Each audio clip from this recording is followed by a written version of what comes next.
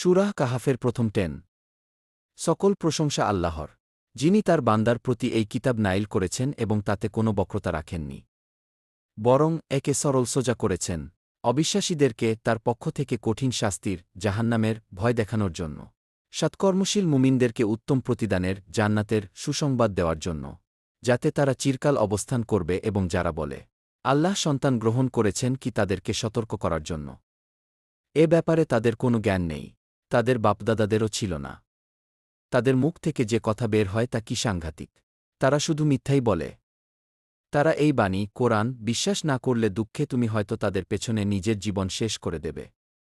পৃথিবীর সবকিছু আমি তার শোভায় পরিণত করেছি, যাতে লোকদেরকে পরীক্ষা করতে পারি, কে তাদের মধ্যে কাজে সেরা। আবার তার সবকিছু আমি শূন্য শুষ্ক মাটি করে দেব। তুমি কি মনে করো যে, গুহা ও ফলকওয়ালারা আমার নিদর্শনসমূহের মধ্যে একটি বিস্ময় ছিল? স্মরণ করো, যখন যুবকেরা গুহায় আশ্রয় নিয়েছিল, তখন তারা বলেছিল, হে আমাদের প্রভু, তোমার পক্ষ থেকে আমাদেরকে রহমত দান করো এবং আমাদের সঠিক কাজ আমাদের জন্য সহজ করে দাও।